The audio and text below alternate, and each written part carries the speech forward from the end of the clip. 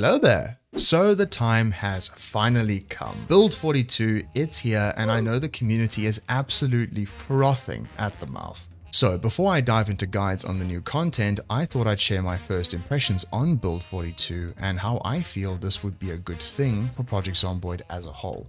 My first experiences in Build 42 were pretty much at standard apocalypse settings with very minimal changes. Of course, this isn't an exhaustive list on what's included in the build, it's just some things that really stood out to me. One thing I have always felt, and I'm sure you will agree, is that Zomboid has always lacked an endgame.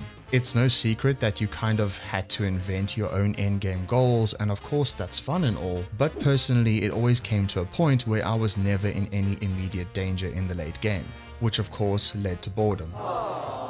But oh man, will Build 42 change all of that for us. First off, Build 42 is hard, I mean really hard. Early game in Build 41 was a decent challenge, but now I feel like I'm playing the game for the very first time. The new muscle fatigue system, when left at default values, makes combat freaking difficult. Gone are the days where you can endlessly push Zeds down or mow through hordes with an axe in the early game. Now it's a tad more realistic, and you can't just continue doing that. The Moodles stack up pretty fast, so you need to be on top of your game.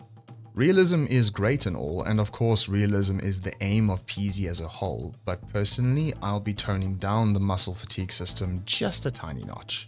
To at least be able to get through the early game, fighting even groups of 3 leaves your character permanently exhausted, which of course makes you fail climbing checks when you need to get out of somewhere in a hurry, or just absolutely do no damage. I'm not saying I don't like the new system, but I feel it may not appeal to all playstyles. But what it does do, however, is breathe a little new zest in-game. Aside from the new fatigue system, one other thing stood out to me. The new Moodles. All it takes is one short stroll through Reddit to see people are rather conflicted about them. As far as I know, there are already mods out there to revert them to the OG Moodles, which personally I'm considering doing.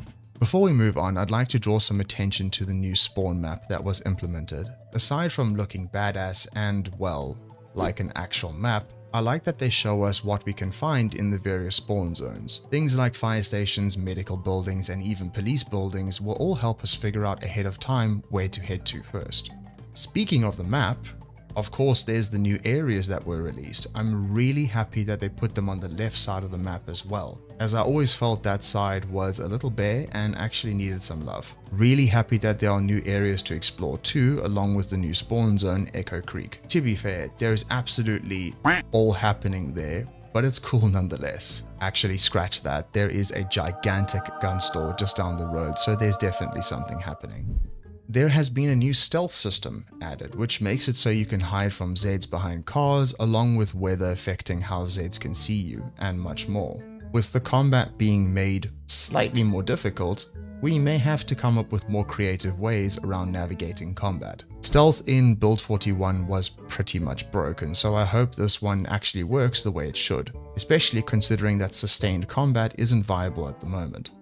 On the subject of the new crafting system, I feel like it would make more rural or wilderness focused playthroughs even more viable. Just something as simple as piecing together a ramshackle scrap weapon from random parts you found, or crafting your very own bone spear from an animal that you hunted will make the endgame much more appealing, and generally, very satisfying. There is a wealth of new crafting materials to hoard, shout out to all my fellow loot goblins out there, but with all these new materials I found myself not even knowing what was necessary to grab or not. Not to mention that most of these are heavy. To be fair, it's early days and we will slowly navigate all this and figure out the best ways to get around things.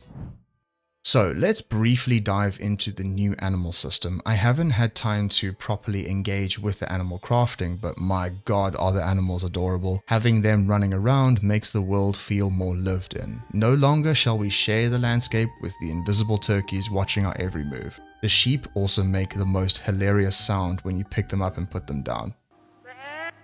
I can only imagine what rural playthroughs must be like in the endgame with your livestock pens. One other thing I also noticed is that they rebalanced some traits, which I'm quite excited about actually. Don't quite know why they made High Thirst only worth 1 point, but I guess some things will remain a mystery.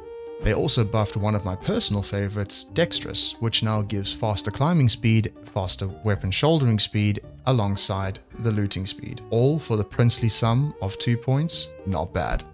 And oh my goodness, does the new lighting system look good. Nights are dark as hell, meaning we will now need a light source more than ever for night excursions. So I think cat's eyes will be a necessary trait going forward now. The sunrise and sunsets look gorgeous, and I feel it's done so much to add more life in the world. Couple that with the new sound effects and basement systems and we have a winner, in my opinion. There were a few bugs which were very apparent as well. My biggest one being when you push a Z down during combat, they suddenly flop around like a fish out of water. Not a problem on its own, but it throws off your rhythm during combat, especially when you are exhausted from pushing 2 Zs down. Naturally, I don't expect everything to be perfect in the initial release, but this will very quickly become a problem when facing larger hordes later on. That said though, I still think the release has been very well done and hopefully will continue to get better when they add in the rest of the content. So regarding the endgame, it seems to me like all of these new changes drastically affect your early game.